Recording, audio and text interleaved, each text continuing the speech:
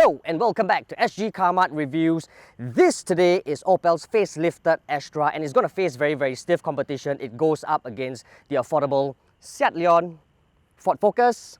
It also goes up against the quintessential hatchback, the Volkswagen Golf, and of course, the Mazda 3 hatchback, sgCarMart's very own Car of the Year 2019. But before we get there, a little bit about this car, right? If you're the sort of person who wants to buy a car and go unnoticed, this might just be right up your alley, because if you're driving on the road and you see a new Opel Astra drive past, you're not going to go, wow, damn chai, that guy just bought a new Opel Astra. He will just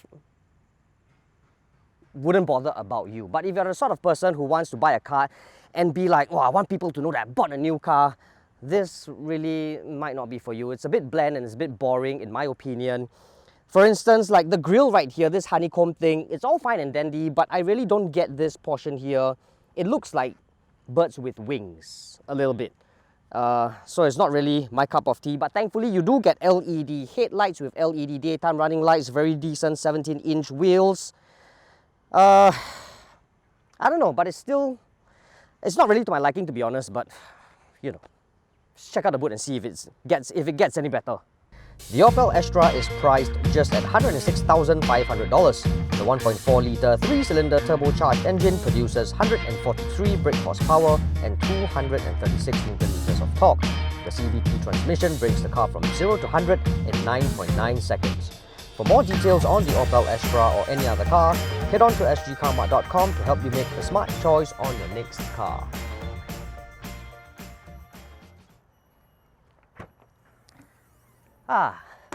This is 370 litres worth of boot space. It's about 10 litres shy of the Volkswagen Golf, which is 380, but it's like a lot more than the Mazda 3 hatchbacks, what, 295 or something. Good thing is, it gets a lot of space because it's very deep.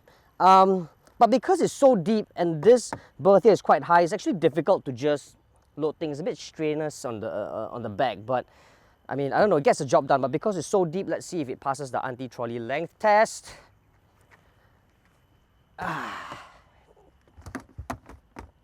Well, nope. Check in luggage. Come on, Opel. No, but if you move things around a little bit, I'm sure 370 litres will get the job done. There you go. Ta-da! But I don't really see any hooks here for you to put your barang-barang, or you know, hooks to knock the seats down and stuff. So I think you got to do it manually, like this. So that's fine. And when you do, you can just... You can't really push the luggage in because of this small little step right here. I'm not too sure whether you guys can actually see it. It's a bit annoying because you can't push stuff in. So if you have big boxes, or you buy, like, I don't know, like long furniture, long items from IKEA, it might be a bit of a problem. But that's it. It definitely gets the job done. I mean, you knock the seats down, I think it's going to be easily like 1,001, 1,002 or something. So yeah.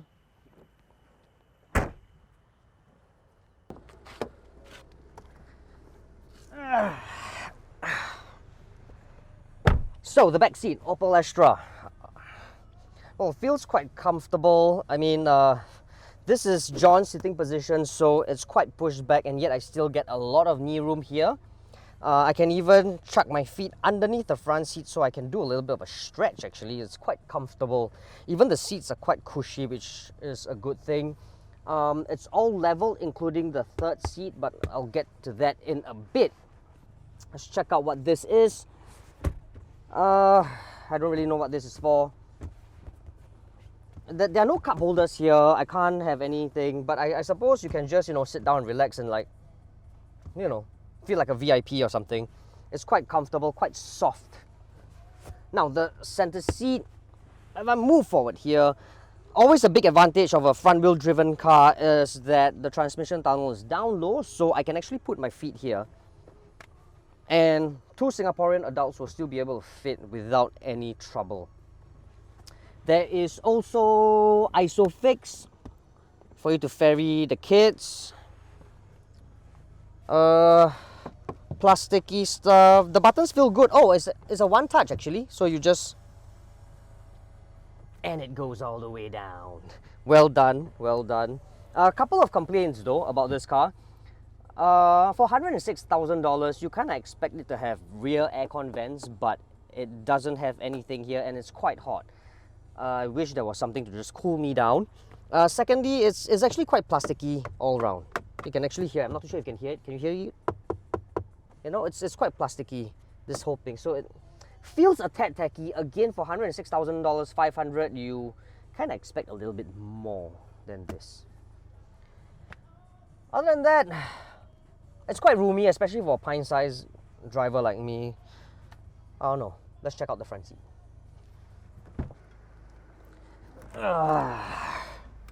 Right, now, first things first.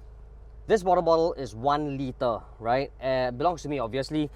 I really love this water bottle. Does everything for me. Have been having it for years, but there's a very, very big problem, and that is it does not fit anywhere at all. No cubby holes will swallow this thick thing. But with the Opel Astra, it can just swallow it with ease, and I'm really, really happy. I can really appreciate something like this. It's a breath of fresh air. So yes. Elsewhere, the seats are very comfortable. Leather seats, quite snug actually, very well bolstered. In fact, it feels quite premium. Just like the steering wheel that I'm faced with right here. Solid premium feel, white stitching, multifunctional. Now beyond that, the instrument cluster, it looks like it's, I don't know, they took it from a car that was made in 2010 or something. It's already 2020, guys. I mean, it feels a bit dated, to be quite honest. So here's what's really weird, right? All the buttons here, other than the cruise control, it doesn't actually help you navigate the menus here. Instead, the menu is done from this signal stock right here. There's a button, you just press it and you dive into the menu. What's weirder is you actually have to turn to scroll through or dive through the different options within the different menus. So it's a bit inconvenient. Like, you can't just toggle, you got to drive halfway and do this. So if I want to find out the fuel consumption, that was what I had to do. I was just meddling with this and I realized that, oh, the button's there. Here, very simply laid out, very logical, not exactly driver-centric. Screen is relatively small, but there is no lag at all.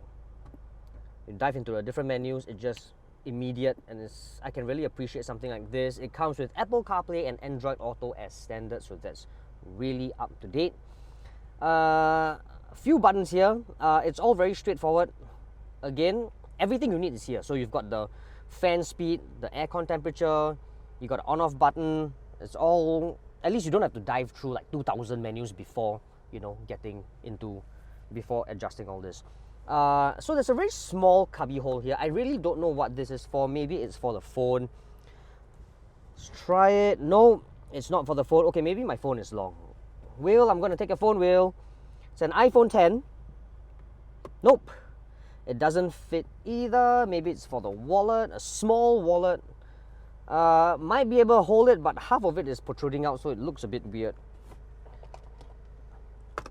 Key fob then. It's for the key fob. But I think if you drive around like a madman, it'll just fall off. But you know, it'll hold a key fob. Nothing else. Maybe some coins. I don't know. Just below it, that's in front of the gear lever, there are a few buttons here. Your rear view camera, your lane change warning thing, it's all here. It's not exactly situated like, you know, here where you can just, it's a bit off, but it definitely gets the job done. Cup holders, one USB port, and of course one electronic park brake button here that tells you that you are driving something a little bit more premium. It's not just a handbrake or a foot brake. Unfortunately, it does not come with auto hold function, and I don't like it. It should come with auto hold at least. Again, it feels a little bit like the back, right? It's a bit tacky. Can you guys hear it? It's all plasticky all over. It feels like, you know, a bit flimsy really. Like you could play music with this. I just hope it doesn't drive as tacky as its cabin though. I mean, one way to find out.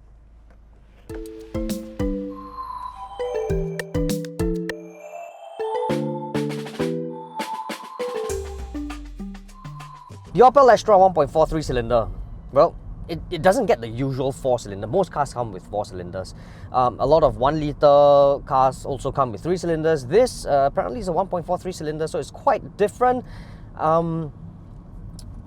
It's not exactly sluggish, but at lower speeds, it's relatively unrefined. You can actually hear and feel the vibration at lower speeds. You guys won't be able to hear it, but I can hear. The traffic is relatively heavy.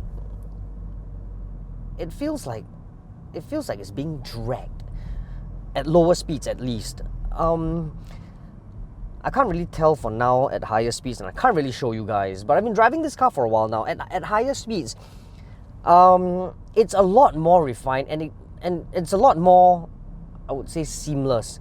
But this seamlessness also has got a lot to do with the fact that the car is actually mated to a CVT gearbox with what Opel calls it, a 7-speed something. I can't really remember, but it's really not important because it's a bit weird.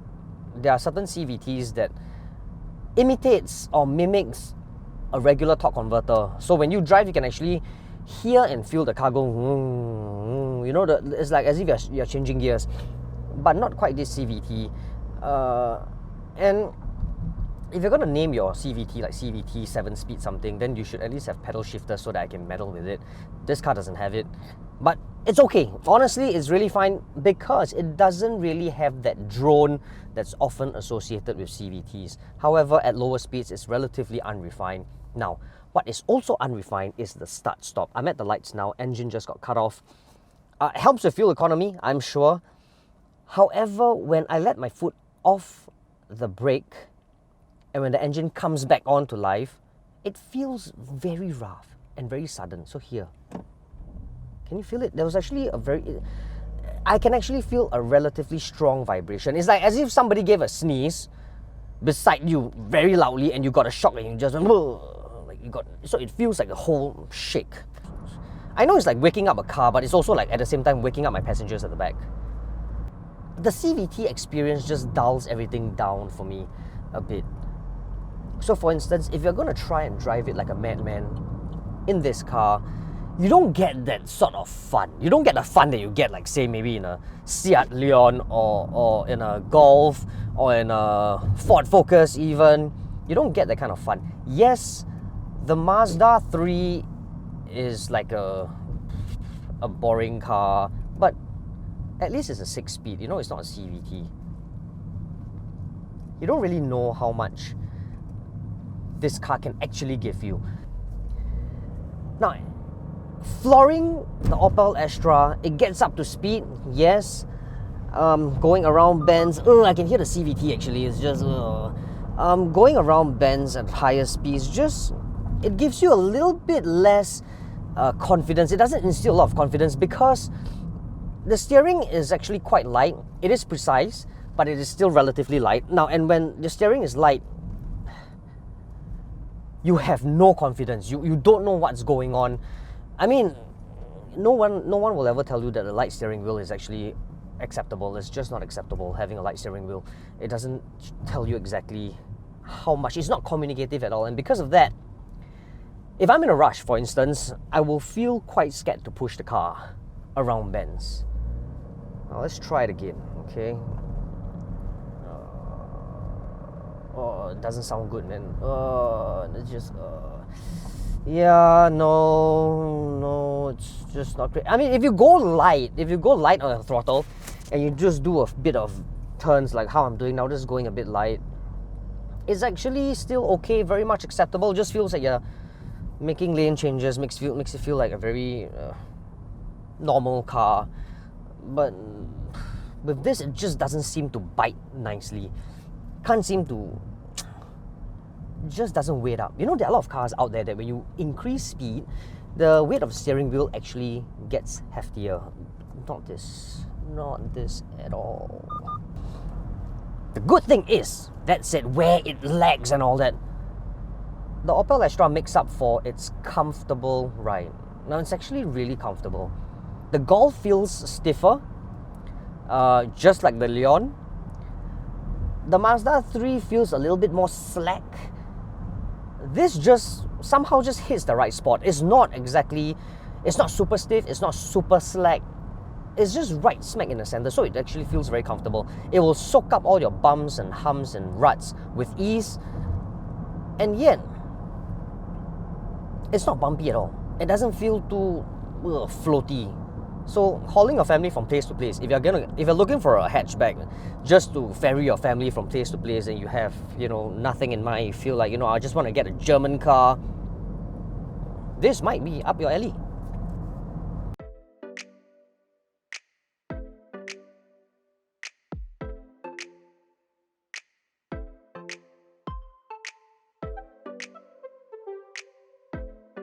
So question is it a will buy, won't buy, or go try the Opel Astra 1.4? For me, it's a won't buy, and I won't buy it for several reasons that I've already mentioned. The first reason is for $106,000, $500, you have a lot of other options, right? You can actually choose to get the Seat Leon, which would be cheaper. You can choose to get a used Ford Focus, which is a 1-litre 3-cylinder, and I think a 1.6-litre might also be around this price point, maybe even lesser in terms of depreciation, right? You can choose to get a Golf, but the Golf would be more expensive. I think it's about $112,000, and that's about $6,000 more. However, you'll be getting a lot of car for the money that you're paying. This car just feels a lot plasticky than it should be, and for $106,000, I don't think it's really worth it, in my point of view at least. Secondly, I really don't like how the car looks. You know, I like how I want to buy a car that makes me go unnoticed. Like, I don't want to drive a car and people go like, oh, that car very inside, like, oh, you know, isn't that Julian? I don't want that sort of car. So if you're like me and you want to go for an understated car that will completely go unnoticeable on the road, this would be up your alley. However, I need to like my car. Like, when I walk towards my car in a parking lot, I need to go, wow, my car looks really good, man. But if I walk towards the Opel Astra, I don't think I'm going to feel that way. So yeah, but then again, that's just me, right? Looks wise is very individual, so again, up to you guys, right? The last thing, the steering wheel is not exactly very communicative. It's precise relatively, but because it's so light, it's really not for me. It doesn't instill confidence when I go around bends and I decide to if I'm rushing for time and I have to go around bends, I will feel a bit hesitant to floor and go all the way out. Yeah, so no, it's a won't buy for me.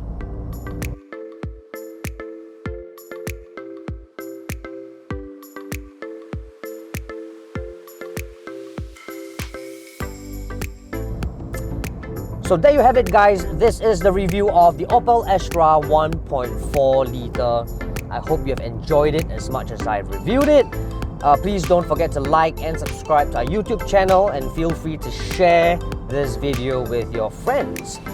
Please don't also forget to like the bell notification button so that you will be notified every time we upload new videos. And also feel free to comment in the comment box below and tell us what you think about the Opel Astra. Will you buy, won't buy, or go try the car?